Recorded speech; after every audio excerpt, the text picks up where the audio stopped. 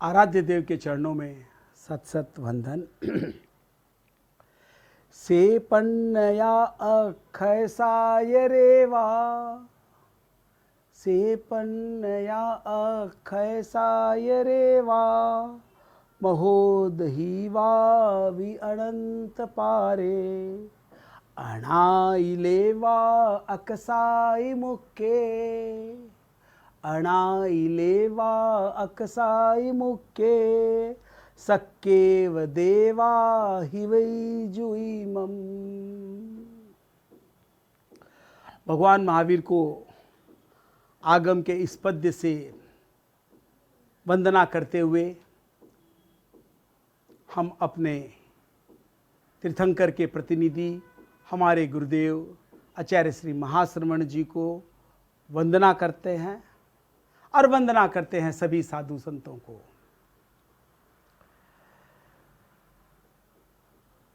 चर्चा चल रही थी प्रोफेसर आगम मनीषी महेंद्र मुनि के द्वारा जो आयाम मुंबई वासियों को दिया गया उत्कर्ष के रूप में, जिसमें एक बिंदु था 11 प्रतिमा, जिससे हम अपने जीवन को व्यवस्थित रूप से साधनामय बना सकें, प्रतिमाधारी श्रावक कहला सकें। और मुनि श्री सिद्ध कुमार जी के सफल प्रयास से ये कार्यक्रम क्रियान्वित हुआ। आवश्यकता है कि मैं आप सबको इस प्रतिमाओं के बारे में कुछ बताऊं, जिससे हम सब अग्रसित हो सके, अपने मन में ये व्रत धारण कर सकें, संकल्प लें कि हमें भी भगवान महावीर के शिष्यों जैसे, उन 10 विशिष्ट शिष्यों जैसे जिनका नाम आगम में आ गया, उन 10 श्रवणोपासक की तरह हम भी प्रतिमाधारी श्रावक बने। प्रतिमा के बारे में पिछले एपिसोड में अपने लोगों ने चर्चा की थी। आज हम चर्चा करेंगे पहली प्रतिमा के बारे में, जिसका नाम है दर्शन प्रतिमा। जितना सुंदर नाम उतनी सुंदर शुरुआत। दर्शन प्रतिमा पहली प्रतिमा जिससे हमारी आध्यात्मिक यात्रा प्रारंभ होती है, जो हम संकल्प के साथ अग्रसित होते हैं कि हमें प्रतिमाधारी बनना है, अपने जीवन में संयम, त्याग और अनासक्ति के स्थान को आगे बढ़ाना है, उसमें उसके रूप में साधना करनी है। तो पहली प्रतिमा सबसे छोटी प्रतिमा है और सबसे मोटी प्रतिमा हो गई दर्शन प्रतिमा। जहां दर्शन खुल जाए, जहां हमारी दृष्टि खुल जाए। और वैसे देखिए, इस पे श्रावक को जब बताया गया कि श्रावक को कई रूप बताया गया, सबसे पहले श्रावक को बताया गया कि जिसने दर्शन प्रतिमा धारण की है वह जो श्रावक है, ये साधक श्रावक कहलाया जाता है।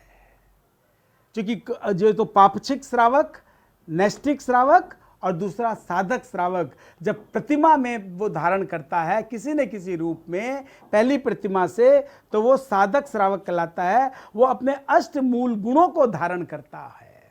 श्रावक के अष्ट मूल गुण, उनको धारण करके प्रतिमा धारण करता है। अब आइए इस प्रतिमा के, पहली प्रतिमा के मैं मूल बिंदुओं को आपके सामने चर्चा करता हूं।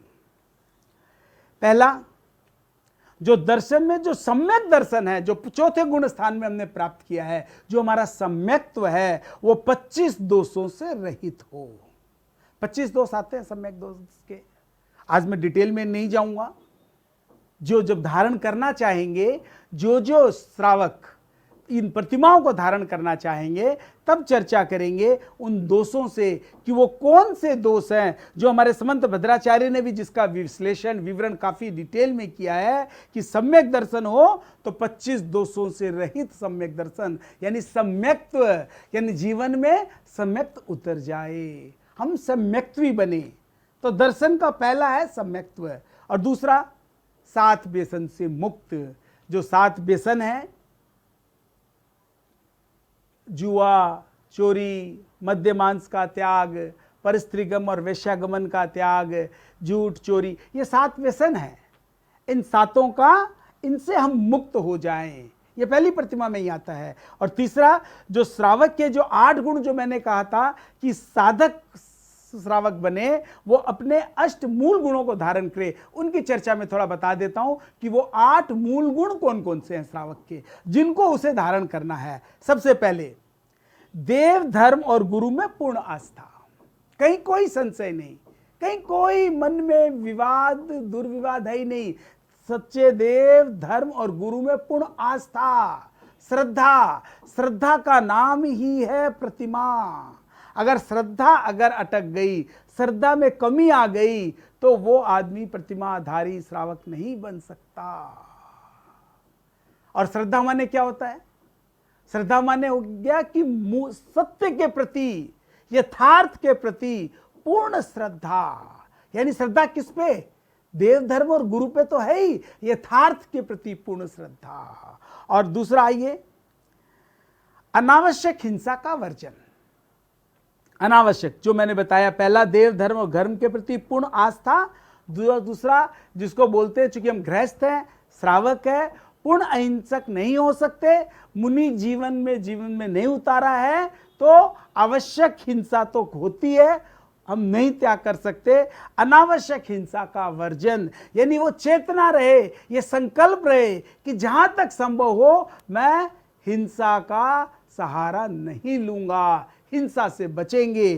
तो अनावश्यक हिंसा का वर्जन, 18 पापों से वर्जन, 18 पापों से बचाओ, 5 जो आश्रव है इनसे बचाओ। क्योंकि 5 आश्रव हो तो वो 18 पापों में ही समाहित होते हैं, और 18 पाप जहां होता है वो हिंसा के ही कोई न कोई रूप में होते हैं। तो अनावश्यक हिंसा का वर्जन। आइए थोड़ा जल्दी आगे चलते हैं। कसायों का मंदीकरण, जब हिंसा से बचेंगे तो तीसरा, कसायों का मंदीकरण। कसाय जो उत्तेजना होती है, जो दूध में नींबू की तरह काम करती है, ये क्रोध, मान, माया, लोभ, 4 तो मूल है, और वैसे 9 कसाय आते हैं। इनमें कम से कम अनुतान बंदी कर्मों का बंधन न हो। कसायों का जब मंदीकरण होता है तो अनुतान बंदी कर्म नहीं बनते हैं। तो जहां तक हो से तीव्र काम, क्रोध, मान, माया, लोभ, द्वेष, घृणा, भय, मिथ्यात्व, इन सब को हम अपने जीवन से निष्कासित कर दें। चौथी, मोटी झूठ, मोटी चोरी का पूर्णतः वर्जन, कि हम न झूठ बोलेंगे न चोरी करेंगे।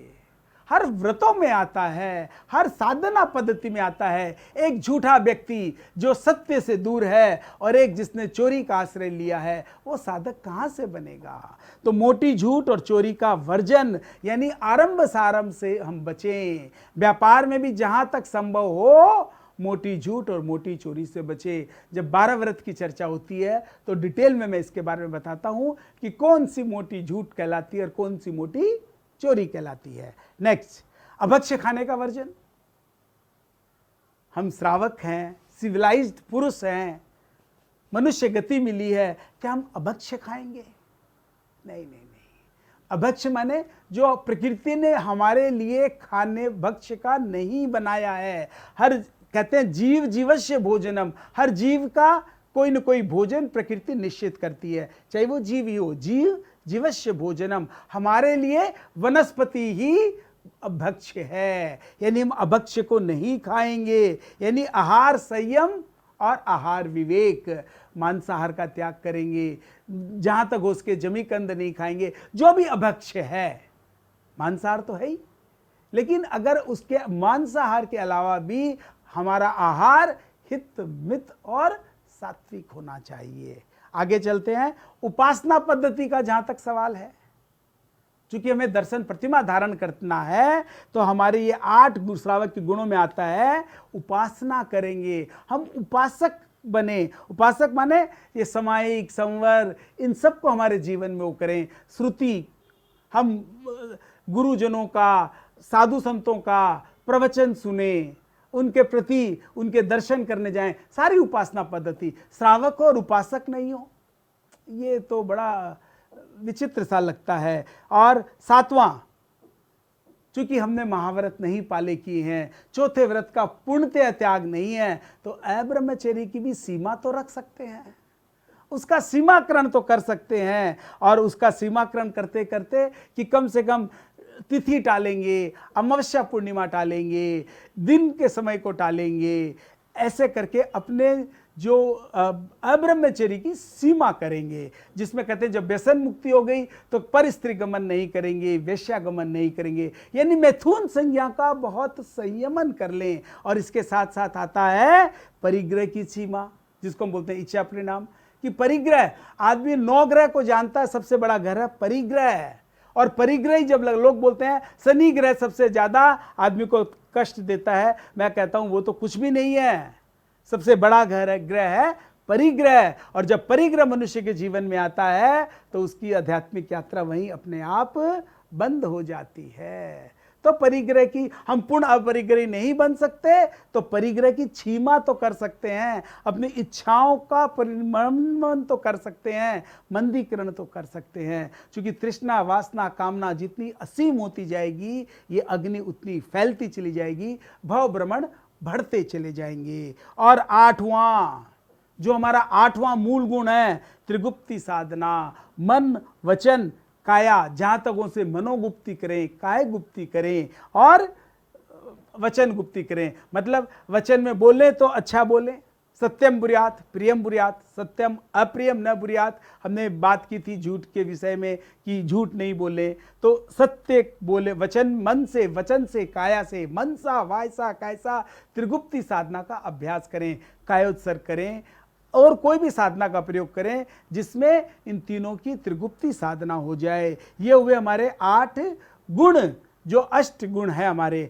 अब आइए जो प्रतिमा के, पहली प्रतिमा की बाकी जो पॉइंट्स बता रहे थे, जो समंत भद्राचार्यों ने 10 बिंदुओं के द्वारा पहली प्रतिमा को भाषित किया है। जो पहले मैंने बताया, पहला सम्यक दर्शन जो 25-200 रहित होना चाहिए, दूसरा व्यसन मुक्ति, तीसरा ये श्रावक के 8 गुणों से जो धारण करता हो, चौथा जो निरंतर क्रमशः संसार से विरक्त होता जा रहा हो, जिसको जैसे हम बोलते हैं सम्यक्त्व के लक्षण में बोलते हैं ना, संवेग के बाद आता है निर्वेद, कि संसार से विरक्ति, धीरे धीरे उसमें लिप्त न हो, संसारिक संसरण न करें। संसार माने जहां संसरण करते हैं, उस संसार से धीरे, संसार में रहते हुए हम संसार से विरक्त होने का अभ्यास करें।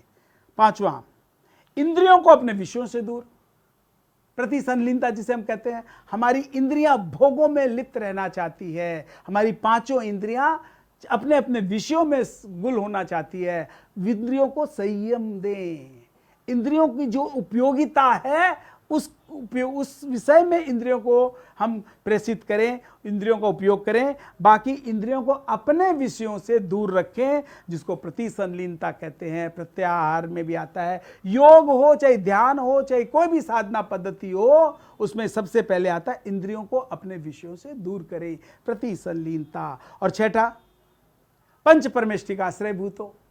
आज हम प्रारंभिक करते हैं तो तीर्थंकरों को प्रणाम करते हुए, गुरुओं को प्रणाम करते हुए, तो जो भी हमारे पंच परमेष्टि है, अरिहंत, सिद्ध, आचार्य, उपाध्याय और साधुओं, इन पंच परमेष्टि का जो आश्रय भूत लेता है, जैसे हम कहते हैं अरिहंते शरणम पवज्जामि, अरिहंते की शरण में गए और लास्ट में केवली परतम धम्मम शरणम पवज्जामि, यानी आश्रय किसका लिया? पंच परमेष्टि जिसका आश्रय भूत हो। 7वां, सर्वज्ञ भाषी सूत्रों को सुनता हो। मतलब जीवन में कभी कभी, वैसे तो मैंने उपासना पद्धति में बताया कि श्रुत धर्म का पालन करे, श्रुति सुने, लेकिन यह विशेषकर सर्वज्ञ भाषी सूत्रों का श्रवण करे, सुनता हो, जहां इन सूत्रों का वाचन होता हो वहां जहां तक संभव हो उनको सुने, श्रद्धा करे और मनन करे। और 8वां है श्रद्धा गुण व्याप्त हो, श्रद्धा गुण व्याप्त हो, जो हम कहते हैं कि एक भावना अपनी दुर्लभ बोधि भावना, दुर्लभ बोधि में है मनुष्य का जीवन मिला, हमें मिल गया। श्रुति कि हम श्रवण करें, भगवान महावीर की वाणी को हम सुने, गुरुओं के द्वारा, साधु संतों के द्वारा उसको सुने, सुनने का हमें सहयोग मिले, मौका मिले, और सुनने के बाद उस पर क्या करें? श्रद्धा करें। सुना लेकिन श्रद्धा नहीं किया, उसका कोई उपयोग नहीं हुआ। यानी श्रद्धा गुण व्याप्त हो, जीवन में निर्मलता आए तो पहले श्रद्धा हो और फिर संयम में पराक्रम हो। श्रद्धा रहित संयम अपने आप में खोखला हो जाता है। तो ये 8वां जो सम्यक दर्शन में ये दर्शन प्रतिमा का, पहली दर्शन प्रतिमा का 8वां बिंदु है कि जीवन में श्रद्धा गुण व्याप्त हो। और श्रद्धा के बाद ही वैसे भी बोधि प्राप्त होती है, श्रद्धा के बाद जब हम संयम में पराक्रम करते हैं। तो यहाँ 9वां जो इसका पॉइंट आता है, शरीर के भोगों से विरक्ति। ये पहले भी आया हुआ है, अष्टगुणों में भी शरीर भोग में लिप्त रहना चाहता है। जो 4 संज्ञाओं में हम आए हैं, आहार, दिन भर आहार करना चाहता है, मैथुन है, डरते रहते हैं और परिग्रह। धीरे धीरे शरीर के इन भोगों से हम विरक्त हों, इन भोगों से हम दूर जाने का प्रयास करें। और 10वां बिंदु जो हमारे समंत भद्राचार्य ने बताया दर्शन प्रतिमा का, प्राणी मात्र के प्रति दया। इस दया में सब कुछ समाहित हो जाता है, मैत्री, करुणा, दया, सह अस्तित्व। मतलब अगर एक सधार्मिक वात्सल्य सब आ जाता है। जब तक प्राणी मात्र के प्रति दया नहीं होगी तब तक जीवन में अहिंसा का वास नहीं होगा। अहिंसा को जीवन में अपनाना है, अपना जीवन अहिंसक जीवन करना है, पहली प्रतिमा धारण करनी है। तो प्राणी मात्र के प्रति, जीव के प्रति दया के भाव, मैत्री के भाव, करुणा के भाव, ये हमारी मूल रूप से पहली प्रतिमा हुई, जिसमें इन 10 बिंदुओं के द्वारा हम इनको धारण करते हुए, अगर इन सब में हम अपने आप को संकल्पित कर लेते हैं तो हम ये कहते हैं कि हम पहली प्रतिमाधारी हो गए। इसका कालमान अभ्यास की दृष्टि से 1 मास रखा गया है कि 1 मास काम करके देख लें, ठीक हुआ तो हम पहली प्रतिमाधारी हो गए। फिर इसका क्रमशः आगे अभ्यास करते चले जाएं। और अगर कहीं अटक गए तो फिर प्रारंभ करें। जब तक ये पूरी प्रतिमा, पूरा पहली प्रतिमा, ये सारे बिंदु हमारे जीवन में नहीं आ जाते, हम पहले प्रतिमाधारी श्रावक नहीं कहला सकते। तो ये हमारी पहली प्रतिमा है। आशा करता हूँ, मंगल कामना हम सबके लिए करता हूँ कि कम से कम शुरुआत तो करें। गुरुदेव ने इतनी कृपा करके, महेंद्र मुनि ने इतना सूझबूझ से जो उत्कर्ष का एक आयाम दिया हमारे सामने, और साथ में जो एक इसका बिंदु आया, ये 11 प्रतिमा, तो पहली प्रतिमा को जाने, समझें और जीवन में उतारें। संकल्पित हो कि मैं पहली प्रतिमा तो अपने जीवन में उतारूंगा। 1 मास की बात है और ये सहज चल जाए तो अब मैं दूसरी प्रतिमा के लिए प्रविष्ट करूंगा। ओम अरहम।